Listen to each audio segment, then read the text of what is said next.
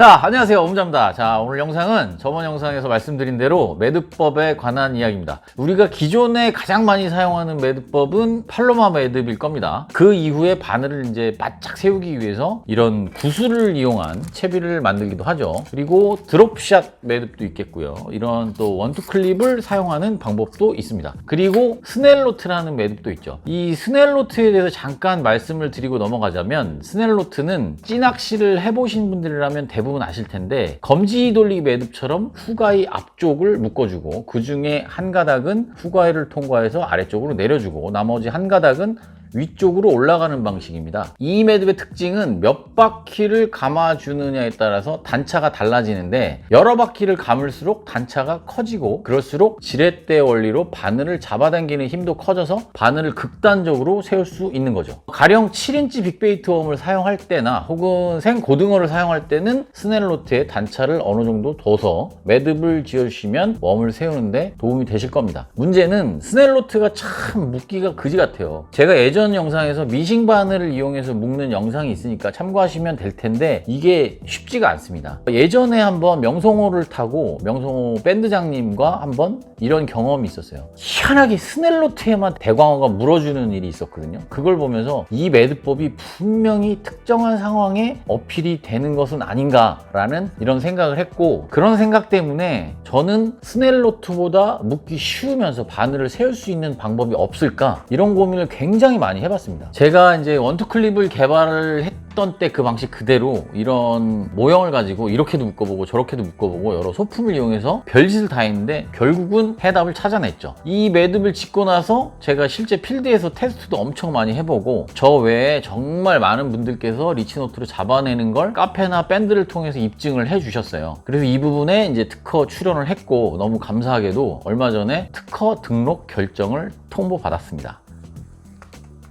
자, 이 자리를 빌어서 리치노트를 테스트해 주신 여러분들께 정말 진심으로 감사 인사를 전합니다. 감사합니다.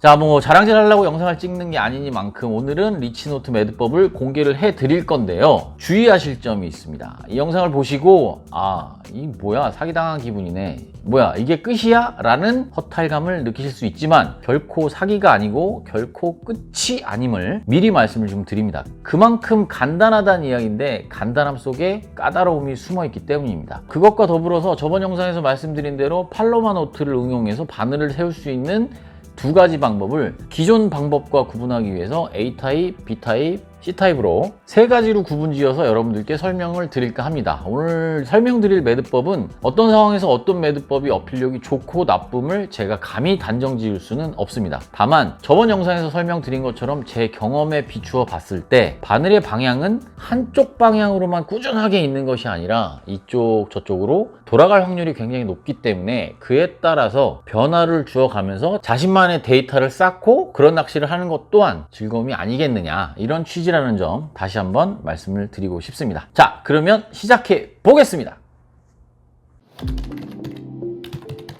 자, 팔로마 매듭을 짓는 방법은 다 아실 거예요. 이렇게 한번 묶어 주시고 이쪽 고리를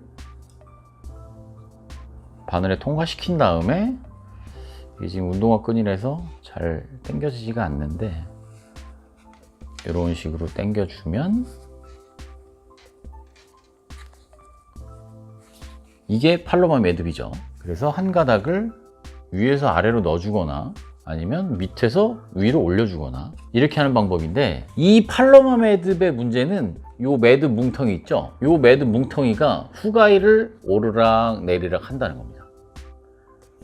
그래서 처음에 매듭을 지어 놓으면 바늘이 잘 서 있는 것 같지만 이 녀석이 물속에 들어가서 바늘과 매듭 사이에 물을 먹고 그리고 채비를 내리고 올리고 하는 과정에서 매듭 뭉텅이가 후가이를 왔다 갔다 합니다. 그렇다 보니까 바늘이 바짝 서 있기가 힘들죠. 이런 부분을 해결하기 위해서 제가 여기 보시면 후가이에 수축 튜브를 끼우고 그 수축 튜브에 낚싯줄만 통과하게끔 구멍을 내주고 그리고 매듭을 지어 봤어요. 처음에는 이 방법이 아주 괜찮았는데 이 방법도 매듭 뭉텅이가 통과가 되더라고요. 그리고 한 번 통과된 뭉텅이는 수축 튜브의 구멍을 넓혀주기 때문에 이전과 크게 다르지 않게 매듭 뭉텅이가 왔다 갔다 하는 증상이 생겨서 이 방법도 크게 효과를 못 봤습니다. 그래서 제가 생각한 방법은 이 매듭을 2번 지어주는 겁니다. 혹은 3번 지어주는 겁니다. 자, 아까 팔로마 노트를 묶을 때 라인 2개를 통과해서 여기서 한 번 감아주고 얘를 통과시켰잖아요. 그게 아니라 여기서 한 번, 2번 혹은 3번을 감아주게 되는 거죠. 그리고 통과. 자, 이렇게 묶어주게 되면 보이시는지 모르겠는데 매듭 뭉텅이가 길어집니다. 그러면 매듭 뭉텅이가 후가이 안쪽에 어느 정도는 꾸준하게 위치해 주면서 어느 정도 바늘을 세워줄 수 있게 됩니다. 그림으로 설명을 드리면 바늘을 이렇게 옆으로 놔둔 모습으로 설명을 드릴게요. 매듭 뭉텅이가 이렇게 좀 길어지게 되는데 이 매듭 뭉텅이가 이 안쪽으로 들어가게 되면 매듭 뭉텅이가 이 안쪽에서 이렇게 위치를 하게 된다는 거죠. 자, 여기서 주의하실 점은 2번 혹은 3번을 감아서 매듭을 지을 때 마찰열이 기존의 팔로마보다 많이 발생할 수 있기 때문에 반드시 침을 발라주시고 살살 달래가면서 매듭을 지어주셔야 한다는 점 꼭 기억해 주시기 바랍니다. 이 방법과 앞서 말씀드렸던 이 수축 튜브를 같이 쓰게 되면 그냥 수축 튜브에 A 팔로마를 썼을 때보다는 조금 더 좋은 효과가 있을 겁니다. 이 부분도 참고하시면 좋을 것 같습니다. 기존의 팔로마 매듭을 아까 말씀드린 것처럼 A타입이라고 한다면 지금 이 방식을 B타입이라고 하겠습니다. 자, 그 다음 방법인데 우리가 사용하는 광어 다운샷 바늘은 이 훅아이라는 부분이 있죠.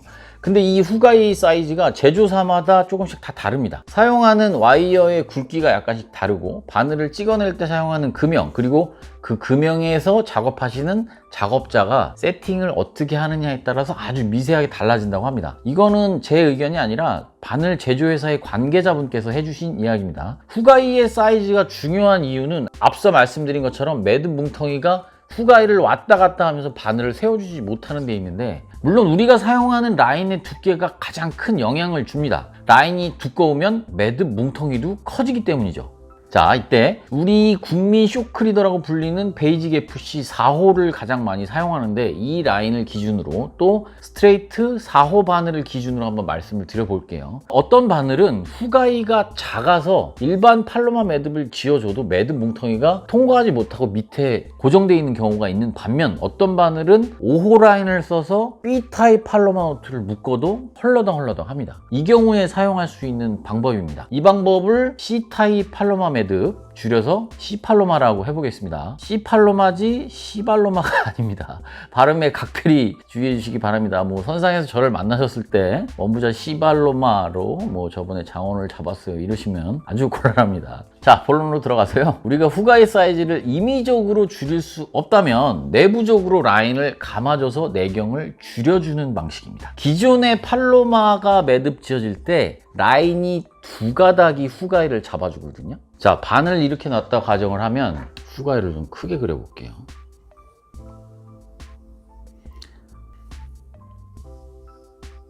라인 2가닥이 훅아이를 잡아주고 여기 매듭 뭉텅이가 생기고 2가닥이 나가죠. 이런 모습이 되는 건데, 이걸 한 번을 더 감아주자는 겁니다. 자, 보여드릴게요. 2가닥을 통과를 시키고, 아까는 여기서 그냥 매듭을 지었잖아요. 여기서 한 번을 더 넣어줍니다. 그리고 이 상태에서 그냥 일반 팔로마 노트, 그래서 이렇게 감아주자는 거죠. 지금 운동화 끈이라서 잘 당겨지지가 않는데, 자, 보이시나요? 이렇게 4가닥이 훅아이를 잡아주고 있는 모습입니다. 자, 아까 2가닥으로 잡았을 때보다 4가닥으로 잡아줬을 때 요 안쪽의 내경이 확연하게 줄어들기 때문에 이 매듭 뭉텅이가 측면 이미지를 보여드릴게요. 매듭 뭉텅이가 이렇게 이 사이를 통과 못하게 된다는 거죠. 즉 후가이의 내경이 확 줄어들게 되면 매듭 뭉텅이가 그만큼 빠져나가기 쉽지가 않게 되고, 그렇기 때문에 바늘이 약간 위를 향하게 되는 각도를 이루게 된다는 거죠. 그렇게 되면 웜이 딱 매달렸을 때 바딱 선 모양이 된다는 겁니다. 아까 보여드린 B타입은 매듭 뭉텅이가 후가이의 중간에 위치하는 방식이라고 한다면, 이 방식은 후가이의 매듭 뭉텅이가 완전히 이 아래쪽에 위치해 있기 때문에 바늘이 조금 더 위를 향하게 됩니다. 이 방식이 C팔로마였고요. 자, 마지막으로 리치노트 묶는 방법입니다. 리치노트는 극단적으로 바늘을 세우는 방식이지만 스넬노트처럼 어렵지는 않고, 스넬노트의 단점을 보완했지만 앞서 말씀드린 대로 매듭 단차를 조절할 수는 없는 방식입니다. 자, 잘 보세요. 두 가닥을 후가이로 통과시킵니다. 그리고 라인 두 가닥을 빼주죠. 여기까지 되게 쉽죠? 이렇게 보여드릴게요. 그리고 얘를 한쪽으로 돌려줍니다. 이쪽 편은 와이어가 끊어진 부분이니까 끊어진 부분이 아닌 반대쪽으로, 그리고 이 두 줄을 바늘 목을 감싸줍니다.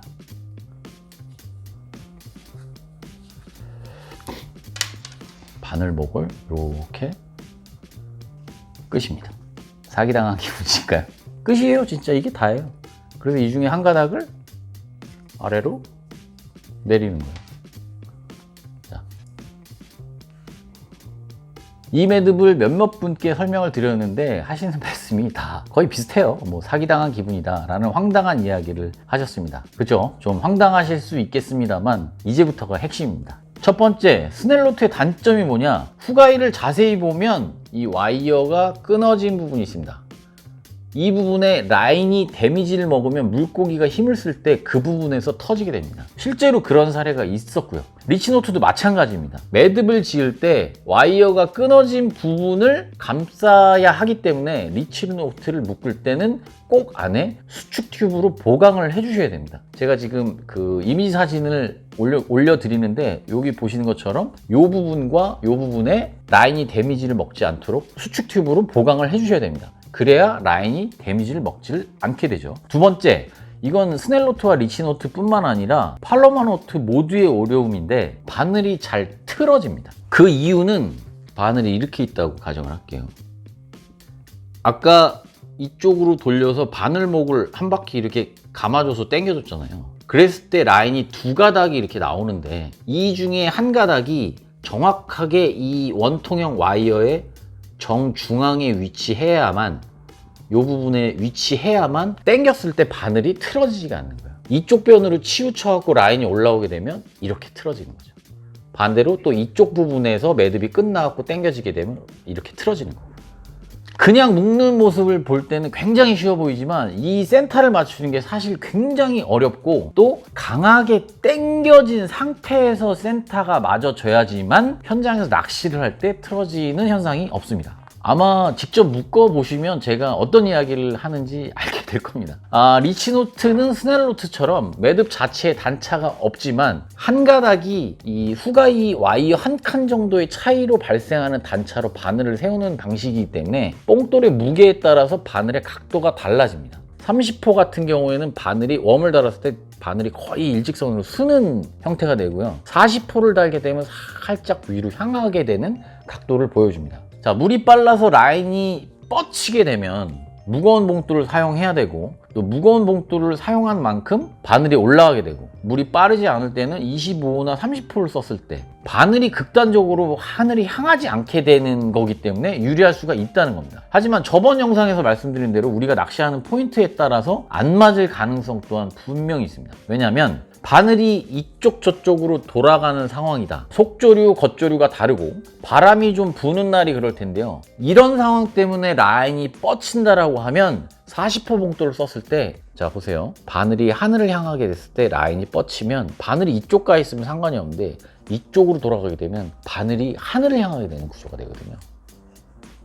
그런 상황에서는 되려 더 이상한 액션이 나올 수도 있을 것 같습니다. 반대로 바람은 한 점 없고 물이 좀 센 날은 제 기억으로는 남들보다 조금은 더 좋은 조과를 보였던 것 같습니다. 뭐 이거 역시도 바다 위의 상황이 그러할 뿐이지 물속 상황은 다를 수가 있거든요. 그렇기 때문에 잡아내는 다른 분의 채비를 잘 관찰하시면서 채비의 변화를 주신다면 분명히 좋은 조과가 있을 겁니다. 자, 앞에서도 말씀드렸지만 지금의 매듭법이 정확하게 어느 상황에서 잘 물고 안 물고는 정확하게 규정을 할 수는 없습니다. 다만 물속의 상황이 포인트마다 기상마다 물때마다 다르다 보니까 우리의 채비 또한 어필력이 달라지는 거거든요. 여러 가지 채비를 준비하셨다가 현장 상황에 맞게 많이 잡아내시는 분의 채비를 참고하시면서 대응을 하시면 분명히 좋은 조과가 있을 것이라고 확신합니다. 지금까지 리치노트, 팔로마 ABC 묶는 매듭 방법에 대해서 설명을 드렸는데 나는 그런 거 모르겠고 그냥 기성채비 사서 쓸란다, 혹은 뭐 너무 복잡해서 자작 포기하시는 분들께 참고로 말씀을 드리자면 지금 말씀드린 ABC 팔로마 노트, 그 다음에 리치노트 매듭을 제작해 주실 수 있는 업체가 있어서 그 업체 사장님과 몇 차례 만나서 이야기를 나눠봤습니다. 보시면 이 네온훅이라는 채비를 전문으로 만드는 업체고요. 정말 숙련된 그 국내 작업자분들께서 작업을 하신다고 그래갖고 국내 생산이잖아요. 그래서 샘플 작업을 의뢰를 해서 받아봤는데 정말 이렇게 당겨보니까 제가 묶는 것만큼 퀄리티가 나오더라고요. 그래서 아마 이 영상이 나가게 될 때쯤에는 리치노트와 팔로마 ABC가 생산 중일 거고요. 조만간 온라인에서 구매가 가능하실 것 같습니다. 구매처는 고정 댓글로 링크 남겨두도록 하겠습니다. 그리고 다음 영상 예고 잠깐 해드리고 영상을 마치도록 하겠습니다. 우리가 말이죠, 낚시를 하면서 지표가 될 만한 통계가 있으면 어떨까요? 지금 쭉 말씀을 드린 것처럼 바람이 있는 날, 뭐 물이 센 날, 바람이 없는 날, 어떤 채비가 잘 먹혔는지, 물이 안 가는 날, 바람이 셀 때는 어떤 채비가 잘 먹혔는지, 뭐 이런 것들을 말이죠. 제가 예전부터 궁금했던 게 한 가지 있었습니다. 광어는 웜을 탈까요? 안 탈까요? 탄다는 분도 계시고 안 탄다는 분도 계십니다. 광어는 과연 생맹일까요? 아닐까요? 최근에 어떤 자료를 보면 광어는 생맹이 아니라고 합니다. 보라색을 포함한 사원색으로 인간보다 훨씬 더 많은 색을 구분할 수 있다고 하는데 뭐 광어가 아닌다 하면 누가 정확하게 알겠습니까? 또 기압에 따른 광어의 활성도는 수심이 깊은 곳에서 좋을까요? 낮은 곳에서 좋을까요? 기압은 곧 수압에 영향을 미칠 것이고 수압은 밀물과 썰물에 영향이 있을 거예요. 그런 개연성을 생각해 볼 때 분명히 영향이 있을 겁니다. 물색에 따른 웜의 색상은 어떤 걸 써야 될까요? 어떤 분은 하루 종일 아무거나 껴도 잘 문다고 하는 사람이 있고 어떤 사람은 특정한 웜에만 미친 듯이 반응이 있었다고 하고 어떤 분들은 남들이 뭐 버린 찢어진 웜으로만 해도 잘 물던데 뭐 이러는 분들도 분명히 있어요. 재미난 건 이런 이야기를 누구보다도 경험이 많으신 선장님, 사무장님들도 얘기가 다 다르다는 거죠. 누구 말이 맞을까요? 이 모든 부분을 해결해 줄 어플이 나왔습니다. AI 출조라는 어플인데요. 다음 영상에서는 이 어플에 대한 설명과 함께 돌아오도록 하겠습니다. 지금까지 저는 언제나 여러분들의 조과를 응원하는 업무자였고요. 다음 영상에서 이 어플에 대한 설명과 함께 돌아오도록 하겠습니다. 감사합니다. 뿅!